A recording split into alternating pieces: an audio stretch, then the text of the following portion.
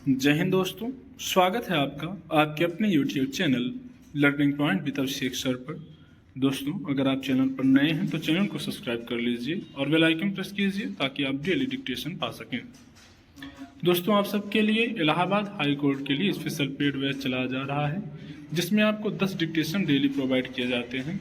5 dictation आपके निबंध, जीवनी, योजना, कुरुक्षेत्र, कहानी और आध्यात्मिक लेख के होते हैं। 5 मैटर आपके संसदीय मैटर होंगे जो कि आपके पिछली बार स्किल टेस्ट में बोले गए थे, उसी पैटर्न पर आधारित, और जिस पत्रिका से आपके मैटर बोले गए थे वो पत्रिका पूरी आपकी कंप्लीट कराई जाएगी। लाइव सेशन भी डेली अटेंड किए जाएंगे। तो इसकी जो फीस रखी गई है वो है 500 रुपये। इसी फीस में आपको आपके स्किल टेस्ट तक डिक्टेशन प्रोवाइड किए जाएंगे। तो अगर आप भी इस बैच से जुड़ना चाहते हैं तो आप हमें इस नंबर पर संपर्क कर सकते हैं 7393976701। आप हमें इस नंबर पर व्हाट्सएप या टेलीग्राम पर मैसेज कर सकते हैं और बैच की इन्फॉर्मेशन ले सकते हैं। डिक्टेशन शुरू होगी 5 सेकेंड बाद।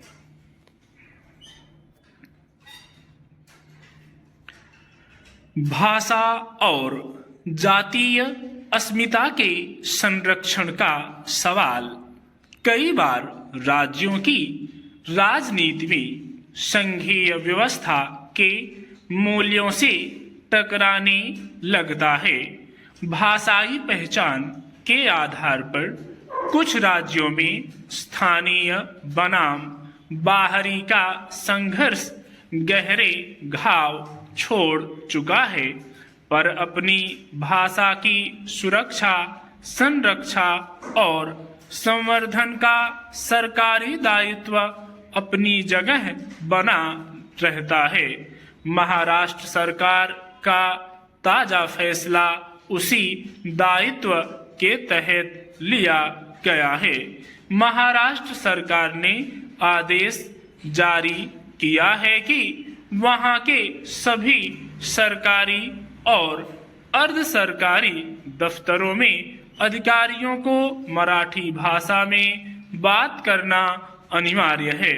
अगर कोई व्यक्ति इसका उल्लंघन करता पाया जाता है तो उसके विरुद्ध अनुशासनात्मक कार्रवाई की जाएगी। दरअसल पिछले वर्ष स्वीकृत मराठी भाषा नीति में भाषा के संरक्षण, संवर्धन, प्रसार और विकास के लिए उठाए गए कदमों को आगे बढ़ाने के लिए सभी सार्वजनिक मामलों में मराठी के उपयोग की सिफारिश की गई थी। इसकी चिंता समझी जा सकती है। आज जिस तेजी से दुनिया सिकुड़ रही है, वैश्विक बाजार में भाषाई वर्चस्व महत्वपूर्ण हो गया है। उसमें बहुत सारी भाषाओं और बोलियों पर संकट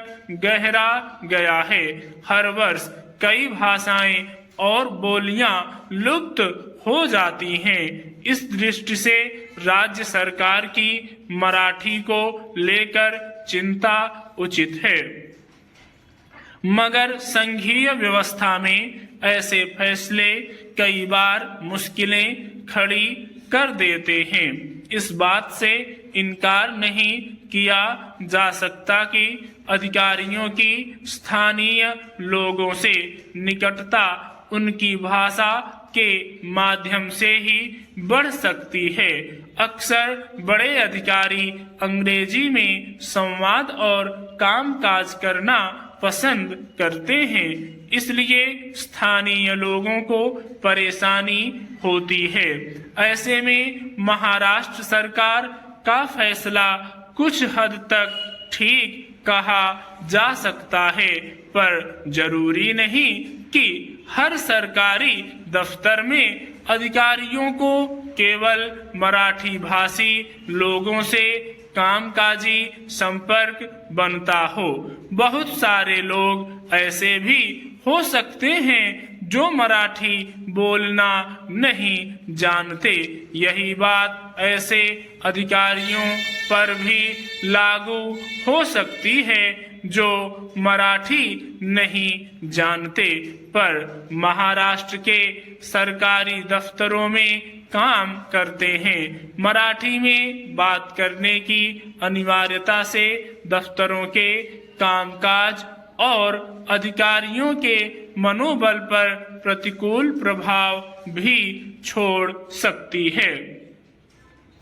एक और बात है कि स्कूली शिक्षा ही नहीं बल्कि कॉलेज और विश्वविद्यालय के स्तर पर भी लगातार अध्यापकों के सहयोग से पाठ्यक्रमों को इस तरह से निर्धारित किए जाने की जरूरत है कि विद्यार्थियों को बातचीत का अवसर मिलता रहे। याद रखने की जरूरत है कि जीवन में वही सफल होते हैं जो बातचीत के माध्यम से काम निकालना जानते हैं। एक देसी कहावत याद आती है कि बोलने वाले के ही बेर बिकते हैं। स्टॉप।